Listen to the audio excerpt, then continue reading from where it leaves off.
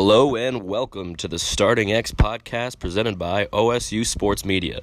I'm your host, Matt Heichmer, and I'm here to give you a full season recap heading into the Buckeyes' big match against the school up north on Friday.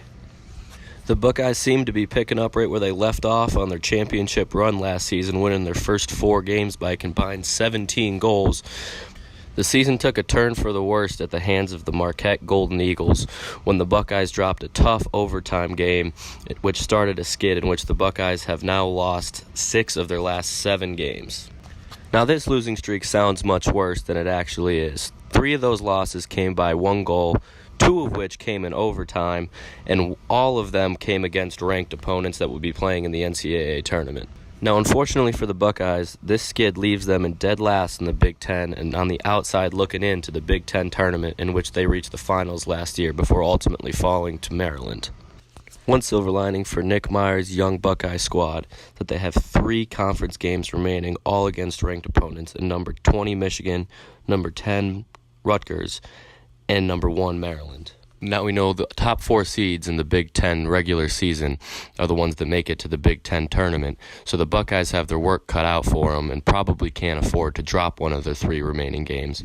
But if the Buckeyes can get out of here with 3 wins, that should put them back in the Big Ten tournament and with a chance to avenge their national title loss to Towson last year. Now when you start to look at what has gone wrong for the Buckeyes this year, like I said, it's not a lot. 3 of their 6 losses came at the hands of a 1-goal deficit, 2 of which were in overtime. Like I said earlier, Nick Myers has a young squad this year, one that he hasn't had to deal with these kind of problems in the last 4 years. They lost 5 players last year to the MLL off that national championship run.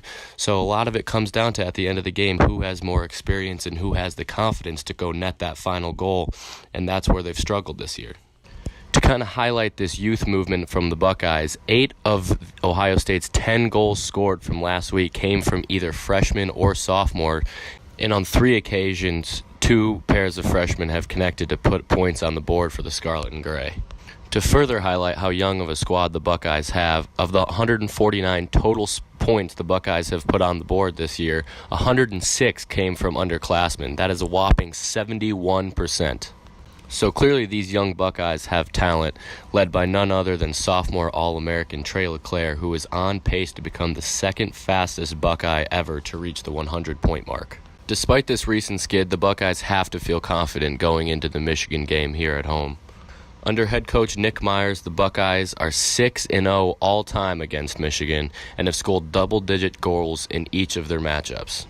This 10-goal statistic is big for the Buckeyes, as in all their losses this year is when they have failed to score at least 10 goals, and they are undefeated in games in which they have netted double-digit goals.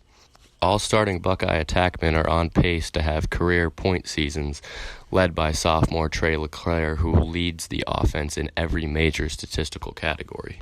As important as it for the Buckeyes offense to get double digits up on the board, it's equally as important for the defense to keep double digits off the board, in which the Buckeyes' 6 losses, 5 of them have come in games in which they have given up double digits. With all this being said, the Buckeyes have a huge opportunity to turn their season around this Friday against a team in Michigan who has never beat them in the history of their lacrosse program. After that, the Buckeyes go to 2017 Big Ten champion Maryland, who they beat in the regular season last year before eventually falling to them in the Big Ten championship. And then they welcome Rutgers here in Columbus, Ohio, where they look to avenge an 11-10 overtime loss from the 2017 season. If you want to watch these games, you can watch the Michigan game on the Big Ten Network.